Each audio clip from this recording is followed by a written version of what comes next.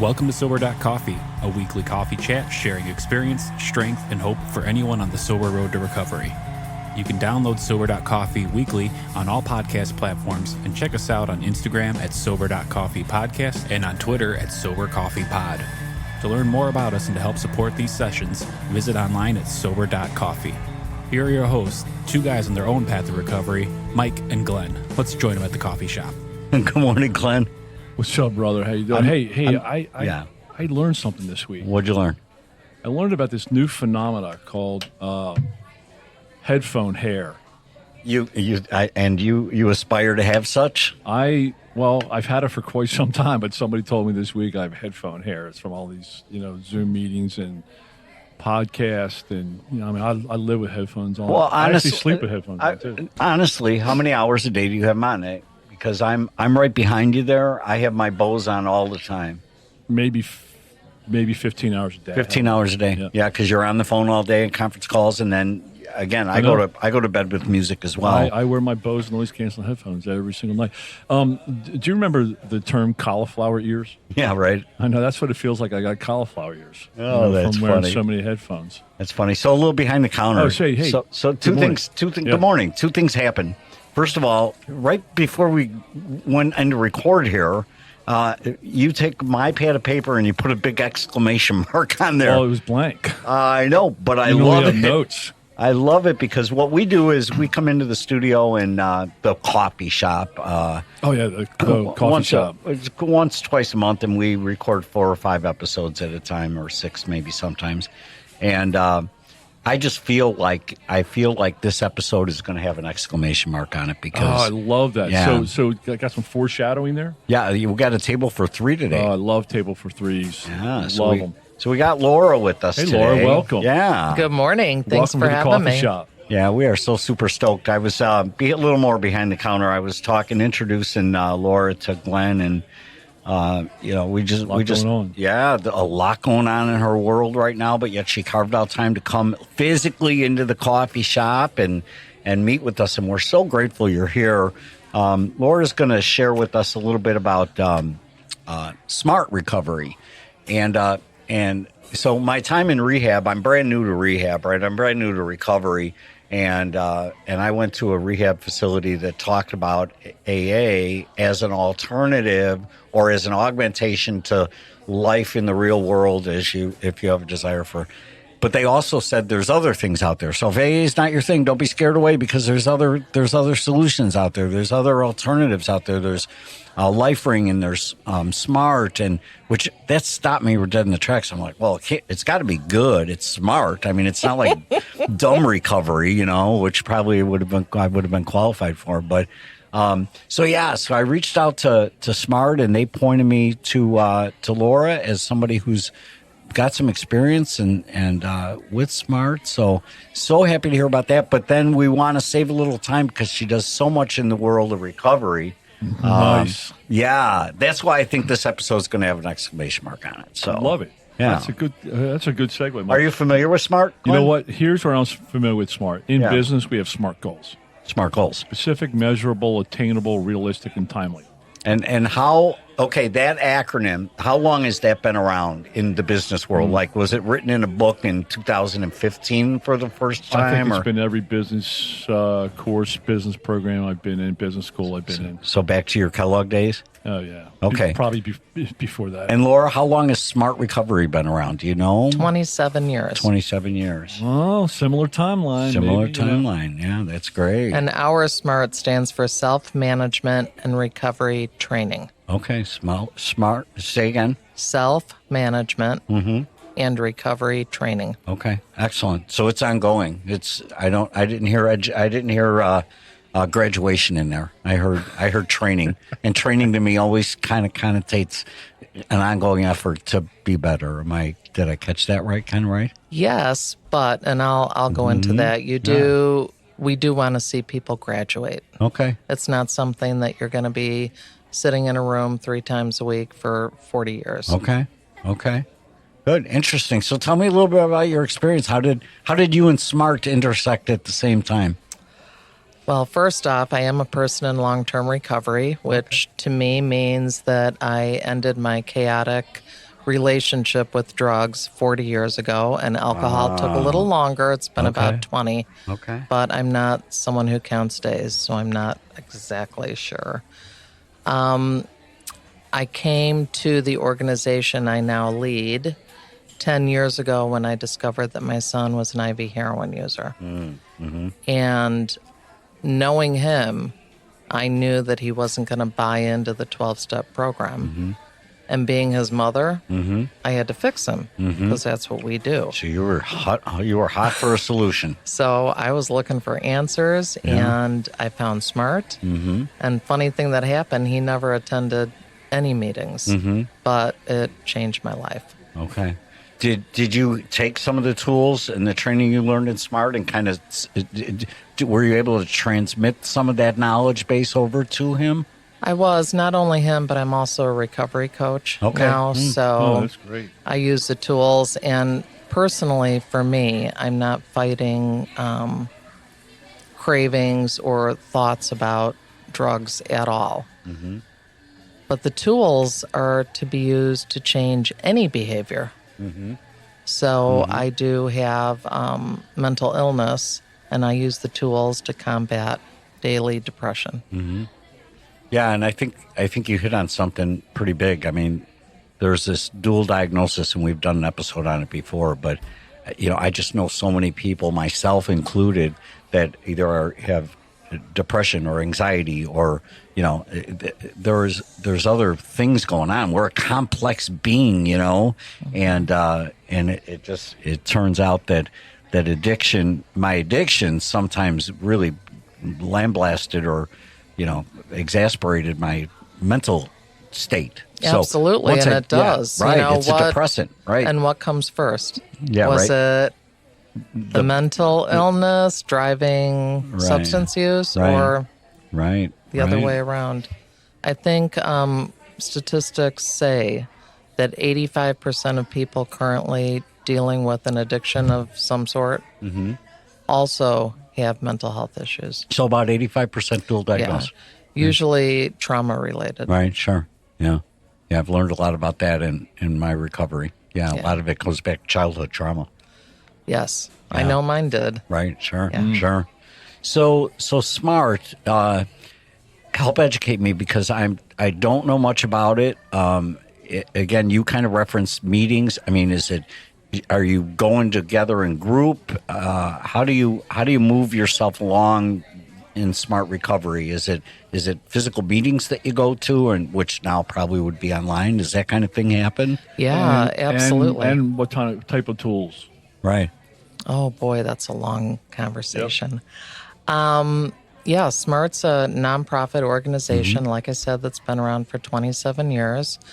There are in-person meetings, but what Smart did long before COVID hit, they have a very large online community that's all over the world.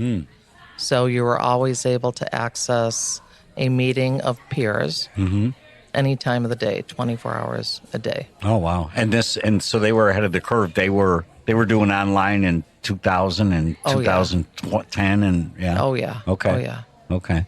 Absolutely. And Smart is a secular program. We believe that a person's faith often drives their recovery, but it's personal and individual. And each one of our recoveries looks different. Sure. There is no one way. Right. Got it. Smart works on a 4-point program. Okay. And I wanted to be sure I got sure. them in order because I mix them up. So this would be tantamount to AA's 12 steps, but you've got 4 points? Kinda, yeah. Okay. It's maintaining motivation. Okay. Resisting urges. Managing our thoughts, feelings, and behaviors effectively. And then living a balanced life. I love that. And those are the principles. 4 points. Yeah. The 4 points. Okay. Like I said, it's secular in nature. There are no sponsors or anything like that. Are you working collectively with somebody? So in other words, when you come into Smart, when you came into Smart, Laura, did somebody kind of embrace you and say, hey, I've done this before, I can kind of walk you through it? And then do you do that same thing for the next person? This is one of the, well, I love everything about Smart, but to be a Smart facilitator, you have to take training, and it's 40 hours. Okay. And you have to be certified. Okay. So, Joe Blow can do hang that. a shingle and say, I'm going to start a meeting. Okay, gotcha. You need to be a facilitator, and you need to be trained and certified for that. Yeah, trained, and you have to hold a mock meeting with our corporate folks, and it's I like that because I don't even get a pedicure without checking to be sure people are licensed. We're licensed, yeah, right. So I'm not going to put my recovery in the hands of someone. That's right. Who is just like me, right? As sick as me or sicker, right. So let's go back to the introduction. Would be through a meeting either online, so people can go to where to get information about Smart. Smartrecovery.org. Okay, or so there they can find out where meetings are that have these facilitators. Yeah, they can do in-person meetings, online meetings. And there is a plethora of information. You can access the whole toolbox, learn the tools. There's so videos. Nothing's hidden behind the curtain. There's no Oz here. There's no Oz. Okay. Everything is out there for people to grab a hold of and educate. So you have effectively used these points to kind of battle, to get through your battles, your internal battles. And people around the globe are finding comfort and success in Smart Recovery. And do they have is there a section where people can go and like hear Laura's story and other people's story? That's kind of like an AA thing. It's like, here's my story, recovery, and then I went to Smart, and this is how I'm doing it now. And this is there kind of that thing there? There is. Smart has a podcast, and there's a lot of videos online that you can watch. Okay. And we have a convention every year. Okay. Where's it at? It's like somewhere tropical, all over. I hope? Sometimes, all over the place. All right. Yeah, because you don't necessarily want to have it in Joliet, Illinois in January. No. Bad plan. No, totally. So I was just on the website, and I noticed a handbook. What does the handbook contain? Does that contain the information on the tools? Or? Yeah, it does. We recommend people get the handbook just so they can use it on their own time, and it covers all of the tools and how to use them. Okay. Now, with your day job, so that's what you do at night when you're struggling with your recovery. You're either picking up the handbook or you're working off one of these points.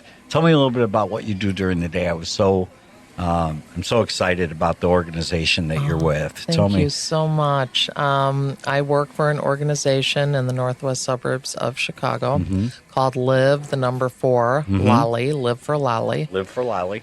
And it was founded in 2009 after the death of a young man named Alex Laliberte, and his nickname was Lolly. So we live for him. L-O-L-L-I? L-A-L-I. Excellent. And his mom, dad, and sister were blindsided. They didn't even know that he had a problem. And he got a hold of some bad heroin. And that was when, Laura? December of 2008. Okay. So really long, so maybe fentanyl before they even, now, No, it's horrible. Oh, it's absolutely horrible. Really, really, really bad. And one of the young men that I've been working with for about 5 years died on Tuesday. So kind of reeling a little bit about that. Oh, that's terrible. That's terrible. And can I ask, was it a fentanyl or a bad drug environment? Absolutely. We also test people's drugs at Live for Lolly. Wow. So I can bring my narcotics in, and you anonymously will just test them for me, make sure there's no. Yep. Oh, that's fantastic. Yep. Wow. So is that a common? It is. And I don't know if you've heard about fentanyl test strips. That's what we utilize. We put out about 3,000 a month. Wow. That we give away because we personally have tested and found fentanyl in every illicit drug, from a sheet of blotter acid that had no hallucinogen on it at all. It was all fentanyl. Oh, Xanax and MDMA and cocaine.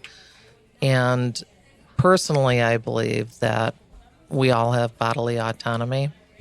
And, someone should be able to do a bump of cocaine at a bachelor party in Vegas if that's what they're doing and not have to die. well, absolutely. I know, and now I'm seeing like Halloween is look out for the candy that looks like nerds. Let me tell you, because that is a scaremongering myth that has been started by people much higher than us.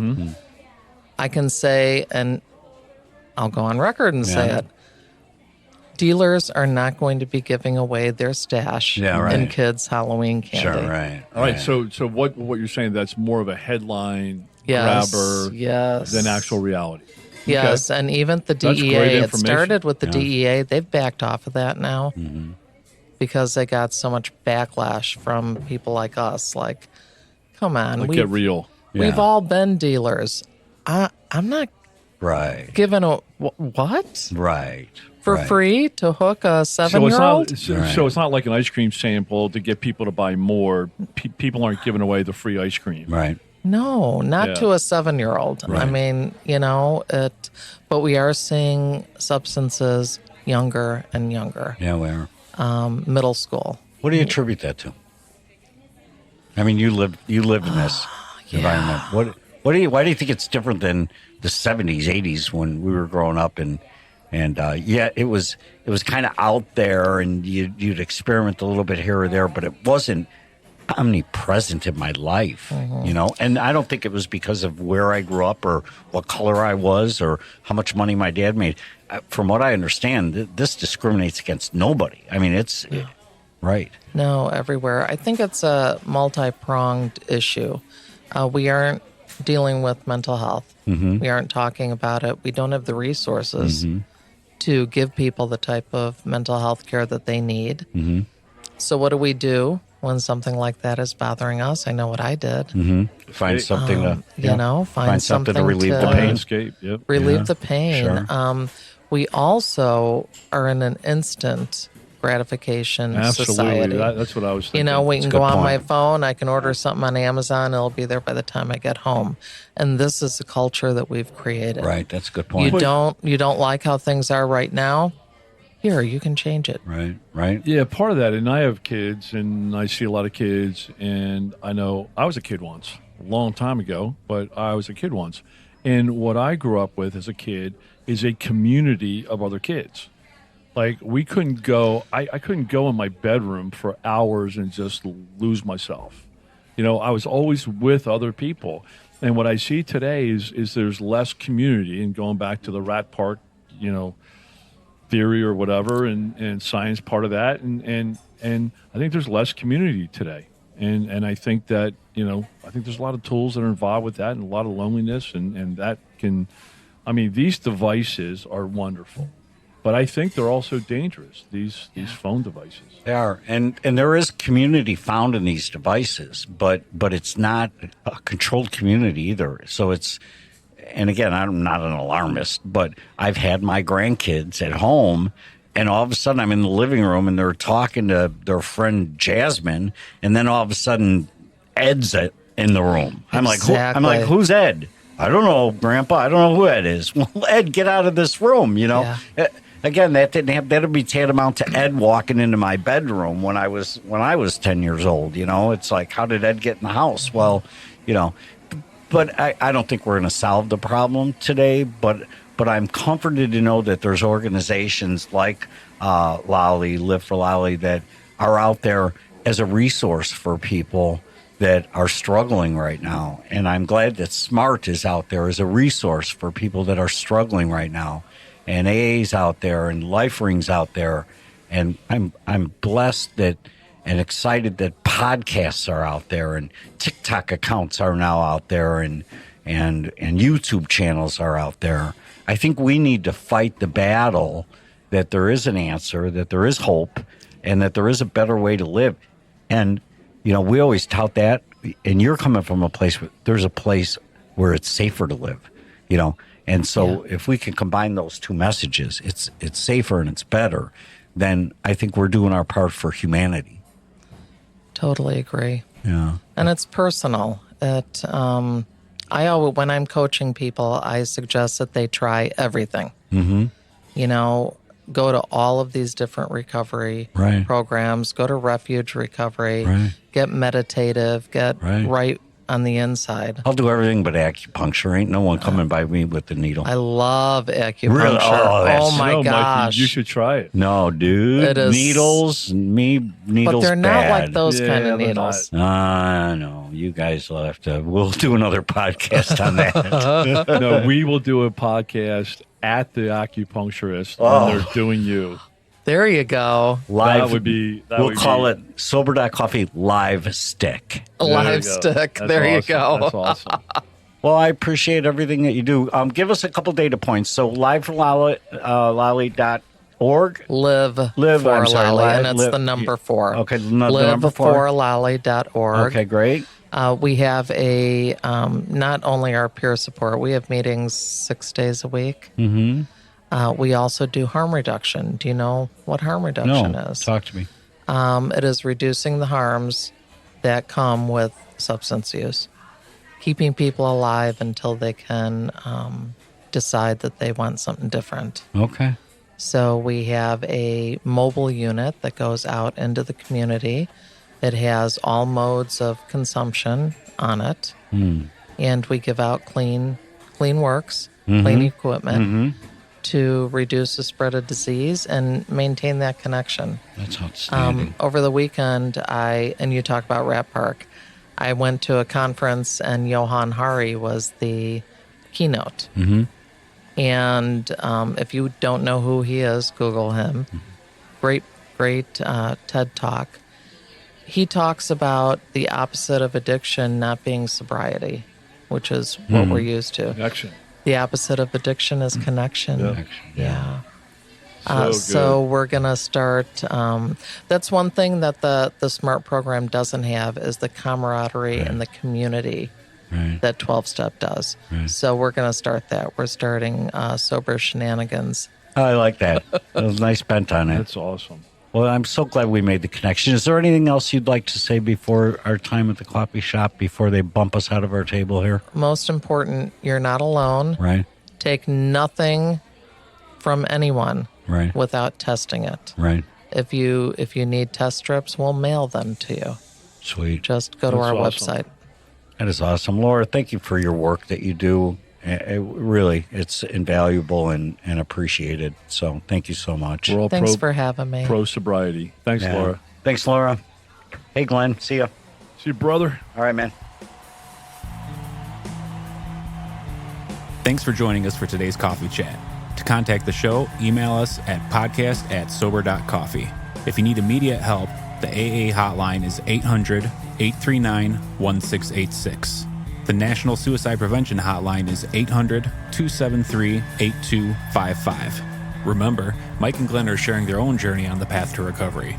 Any suggestions, medical or otherwise, are their own experiences and should not be viewed as professional advice. See you next week, and remember, there is a solution.